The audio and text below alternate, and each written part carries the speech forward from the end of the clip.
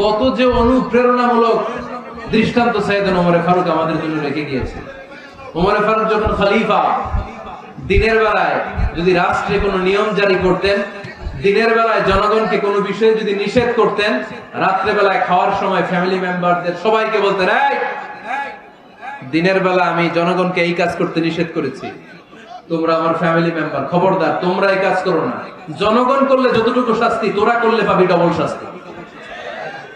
সুবহানাল্লাহ কইবেন না? আমাদের নেতারা ওই বাড়ির বিচার করে, ওই বাড়ির মাইয়ার বিচার, ওই বাড়ির পোলার বিচার, নিজের পোলা গাঞ্জা টানে আছে না নাই? নিজের মেয়ে অপরাধ করে আছে না নাই? কি নেতা ছিলেন ওমর ফারুক! আগে নিজের ঘর সামলিয়েছেন, আগে নিজেকে সামলিয়েছেন, নিজের ঘর ঠিক করেছেন। বলেছেন জনগণ করলে যত ব্যাদ, তোরা করলে ডবল ব্যাদ। This is called leader. ঠিক কি না? এক বাবা এসে বললেন, ওমর ফারুক আমার ছেলে কথা শোনে না, বেয়াদব। ওমর ফারুক ছেলেরে ডাকলেন, বাবা তুমি তোমার আব্বাজানের কথা শোনো না, এটা তো কবিরা গুনাহ। ছেলে বলে, ওমর ফারুক সব দায়িত্ব আল্লাহ ছেলে মেয়েদেরকে দিয়েছে, বাবা মাকে কোনো দায়িত্ব দেয়নি। ওমর ফারুক বললেন, অবশ্যই দায়িত্ব দিয়েছে। তাহলে বলেন আমার বাবার দায়িত্ব কি? উনি বললেন, প্রাইমারিলি প্রথমত 3 দায়িত্ব। আইয়ানতাকিয়া উম্মাহ, পৃথিবীর প্রতিটি বাবার উচিত ছেলেদের মেয়েদের জন্য ভালো মায়ের ব্যবস্থা করা। 2 নম্বরে আইয়াহসিনা ইসমা, সুন্দর তার একটা নাম রেখে দেয়া। 3 নাম্বার ইউআল্লিমাহুল কিতাব, তার আল্লাহর কিতাব শিক্ষা দেওয়া। এবার ছেলেকে আমার আব্বা 3টার একটাও করে নাই। এবার ওমর ফারুক রেগে গেলেন, বাবার কাঁধে ধরলেন, বললেন তুই ছেলের জন্য বিচার নিয়ে আসলি, তোর 3টা দায়িত্বের একটাও তুই পালন করিস নাই। ছেলে বলে, আমিরুল মুমিনিন আমার মা নর্তকী, আমার মা মাজুসি, আমার মায়ের মধ্যে কোনো আদব কাদব নাই, সুন্দরী দেখে আমার মা রে বাবা বিয়ে করছে, আমার মায়ের কাছ থেকে জীবনে কিছু শিখি নাই। 2 নাম্বার সাম্মানি খানফাসা, আমার বাবা আমার নাম রেখেছে চামচিকা। কি নাম রাখছে? এটা নাম হইলো একটা, এরকম উল্টা পাল্টা নাম আছে না নাই? না, এগুলো রাখবেন না। আব্দুল্লাহ রাখবেন, আব্দুর রহমান রাখবেন। আর একটা কি বলছি আজকে? হুযায়ফা রেখে দিন, পারবেন? ওয়ালাম ইউআল্লিমনি হারফাম মিন কিতাবিল্লাহ, আমিরুল মুমিনিন শুধু তাই না, আল্লাহর কোরআনের একটা অক্ষর আমার বাবা কোনোদিন আমারে শিক্ষা দেয় না। ওমর ফারুক রেগে গেলেন, এবার বাপের কান্দে ধইরা মারতে শুরু করলেন। তুই পোলার নামে বিচার নিয়ে এসেছিস, তোরে মার দিব আগে। এরকম নেতার দরকার আছে না নাই? মদিনায় এক লোক তার বউরে রাগের চোটে 100 তালাক দিয়ে ফেলছে। কয় তালাক দেয়ার নিয়ম কয়টা? দিছে কয়টা? এবার স্ত্রী কাঁদতে কাঁদতে এসে বলে, আমিরুল মুমিনিন দেখেন, আমার স্বামী আমারে রেগে মেগে 100 তালাক দিছে। ওমর ফারুক বললেন, দইরা নিয়ে আয়, এটা নিয়ে আসা হলো। ওমর ফারুক বললেন, কয়টা তালাক দিয়েছো? কয় 100টা। কেন দিছো? কয় মাথা গরম আছিল। এরকম আছে না? তালাক দেওয়ার সময় সব তালাক, তুই তালাক, তোর মা তালাক, তোর বোন তালাক, সব তালাক। তালাক দিবে ওয়াইফ রে, দিতেছে সবাই রে। ওমর ফারুক বললেন, দিবে 3টা, 100টা দিলা কেন? কয় মেজাজ গরম ছিল। কয় দাঁড়া, আত-তালাকু মিন শাআইরিল্লাহ, তালাক হচ্ছে আল্লাহর দেয়া বিধানের একটা নিদর্শন, এটা নিয়ে তুই খামখেয়ালি করলি। আমার রায় শোন, আমার রায় হচ্ছে 3 তালাকে তোর বউ তালাক, বাকি 97 তালাক তোর পিঠের উপরে পড়বে। এরকম বিচারের দরকার আছে না নাই? এরকম দৃষ্টান্তমূলক বিচার যদি বাংলার জমিনে দেয়া হতো, আর কোন নারী ধর্ষিতা হতো, আর কোন নারীকে অ্যাসিড মারা হতো, আর কোন নারী যৌতুকের জন্য কান্না করতো? একটা আমল লাগবে, বেশি না। কয়টা লাগবে? তিনি গভর্নর সিস্টেম চালু করেছিলেন, governor system, Islamic state. Bahrain, Yemen, মিসর, কুফা, বসরা, মক্কা, মদিনা, এই 7 জায়গায় 7 জন গভর্নর পাঠিয়েছেন। তাদের থেকে তথ্য নিতেন। এই গভর্নর সিস্টেম উনি বানিয়েছেন। সাইয়েদনা আমর ইবনে আল-আস রাদিয়াল্লাহু তাআলা আনহুকে পাঠিয়েছেন মিশরে। মিশরে একটা দৌড় প্রতিযোগিতা হতো। ওই দৌড় প্রতিযোগিতায় আমর ইবনে আল-আস রাদিয়াল্লাহু তাআলা আনহুর ছেলে অংশগ্রহণ করেছে, কিন্তু এক মিশরি ওই দৌড় প্রতিযোগিতায় চ্যাম্পিয়ন হয়ে গেছে। রানার্স আপ হয়েছে আমর ইবনে আল-আসের ছেলে। এবার মিশরি ফার্স্ট আর গভর্নরের ছেলে সেকেন্ড। রাগের চোটে আমর ইবনে আল-আসের ছেলে ওই মিশরীর মাথার মধ্যে কয়েকটা বাড়ি মেরেছে। মিশরী বলে, আমার মারলা কেন? তুমি খেলায় পারো না, আমারে মারলা কেন? কয় আনা ইবনুল আকরামিন, আমি গভর্নরের পোলা, আমি যা বলবো এটাই হবে, আমার উপরে কথা নাই। মিশরী ওইখানে আর ঝগড়া বাঁধায় নাই, মনে দুঃখ নিয়ে মদিনায় চলে আসলেন। এসে বললেন, আমিরুল মুমিনিন, আপনি আমর ইবনুল আস রাদিয়াল্লাহু তাআলা আনহুকে মিশরের গভর্নর বানিয়ে পাঠিয়েছেন। একটা প্রতিযোগিতায় আমি চ্যাম্পিয়ন হয়েছি, ওনার ছেলে হয়েছে রানার আপ। কেন সে চ্যাম্পিয়ন হতে পারে নাই? এই কারণে আমার মাথায় লাঠি দিয়ে 3টা বাড়ি মেরেছে। বিচারটা দিছে কার দরবারে? কথা বুঝেন নাই বোধহয়? ওমর ফারুকের দরবার। ওমর ফারুক বললেন, তাই আগামী বছরের অমুক তারিখ আমি সব গভর্নরদেরকে ডেকে হিসাব নেই, তো ওই দিন তুই থাকবি, পারবি না? মিশরে বলে, পারবো মানে অবশ্যই পারবো। ওই দিন 7 রাজ্য থেকে 7 গভর্নর হাজির, গভর্নরদের ছেলেরাও হাজির, মিশরীয় হাজির।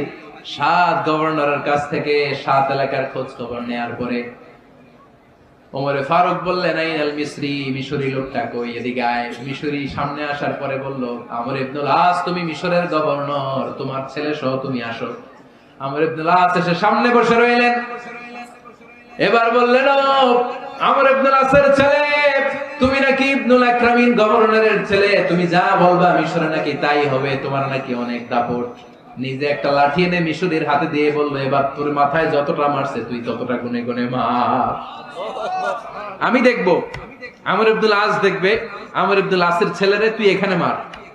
সে বলতেছে, থাক, আপনি বলছেন এতেই যথেষ্ট, মারা লাগবে না, আমি মাফ করে দিলাম। ওমরে ফারুক বলল, খবরদার, মার মার ওর মাথার মধ্যে। মিশরী ওমরে ফারুকের ধমক শুনে ভয়ে ভয়ে 3টা বাড়ি মারল। এই বাড়ি মারা দেখেও ওমরে ফারুকের হৃদয় ঠান্ডা হয় নাই। লজ্জায় আমর ইবনুল আস, বয়স হয়ে গিয়েছে সাহাবা, মাথা তখন টাক, মাথায় চুল নাই, লজ্জায় মাথাটা হেট হয়ে মাথাটা নিচু করে রেখেছে। এবার রাগের চোটে ওমরে ফারুক বললেন, এবার আমর ইবনুল আসের টাক মাথার মধ্যে একটা মার, মার। কেন ছেলেকে শিক্ষা দিতে পারে নাই? ইয়া আমর ইবনুল আস, মাতা জাআলতুমুন নাস আবিদা, তোমরা কখন মিশরীদেরকে নিজেদের দাস বানায় নিলা? ওয়াকাদ ওয়ালাদাতুহুম উম্মুহুম আহরারা, আর ওদের মায়েরা তো ওদেরকে স্বাধীন সন্তান হিসেবে প্রসব করেছে। মানুষদের উপর ক্ষমতাগিরি করার জন্য গভর্নর পাঠাই নাই। খবরদার, জনগণ তাদেরকে দেখভাল করার জন্য তোমাদেরকে পাঠানো হয়েছে, তাদের উপর কোনো অত্যাচার করার জন্য নয়। চিল্লায় বলেন ঠিক কি না? এরকম নেতা কয়টা লাগবে? কয়টা?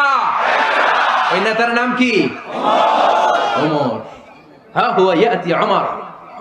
22 জায়গায় বিশ্বনবী কয় একটা, ওমরে ফারুক বলে আরেকটা। আল্লাহ বলে, বিশ্বনবী আপনার পক্ষে আমি আয়াত নাজিল করতে পারলাম না, আমি ওমরের পক্ষে নাজিল করে দিলাম। বিশ্বনবী বলতেন, ইন্নালি কুল্লি উম্মাতিন মুহাদ্দাস, সব উম্মতের মধ্যে, সব নবীর উম্মতের মধ্য থেকে একজন করে আল্লাহ তাকে মুহাদ্দিস বানাতো। মুহাদ্দিস না, মুহাদ্দাস। মুহাদ্দাস মানে এমন লোক যিনি যা ভাবতো ওই ভাবনাটাই আল্লাহ আয়াত হিসেবে নাজিল করে দিতেন। বিষ্ণু বললেন, আমার উম্মতের মধ্যে মুহাদ্দাস হচ্ছে সাইয়েদনা ওমর। মদিনার সবচেয়ে বড় মুনাফিকের নাম আব্দুল্লাহ ইবনে উবাই ইবনে সালুল, সব মুনাফিকদের সরদার। কিন্তু এই মুনাফিকের ছেলেটা হলো পাক্কা ইমানদার। এই ছেলের নাম হলো আব্দুল্লাহ। আওয়াজ করে বলেন, ছেলের নাম কি?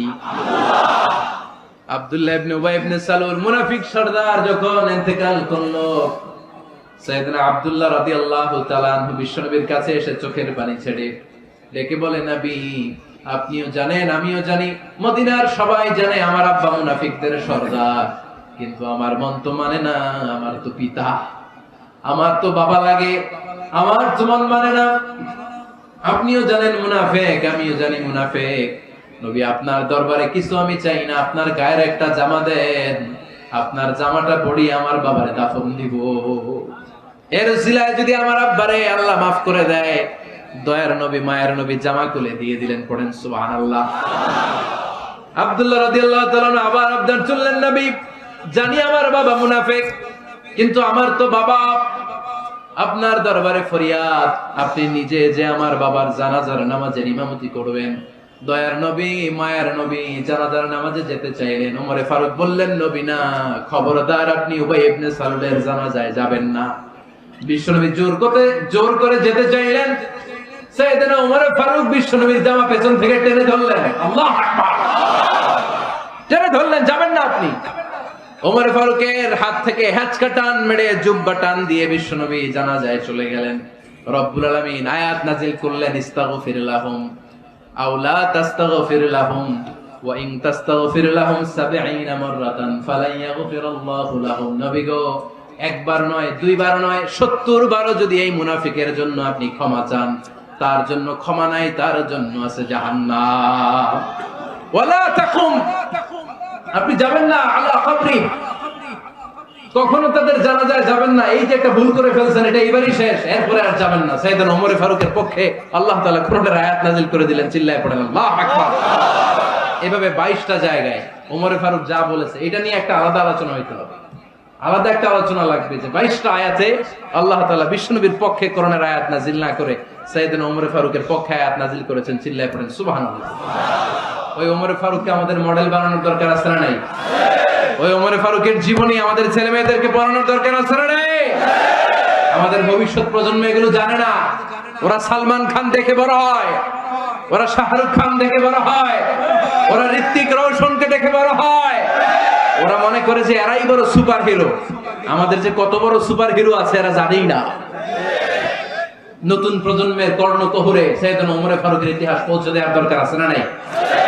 ওমর ফারুকের ইন্তেকালের ঘটনাটা বলেই আমরা মুনাজাতের দিকে যাব। শুনবেন? শুনতে চান?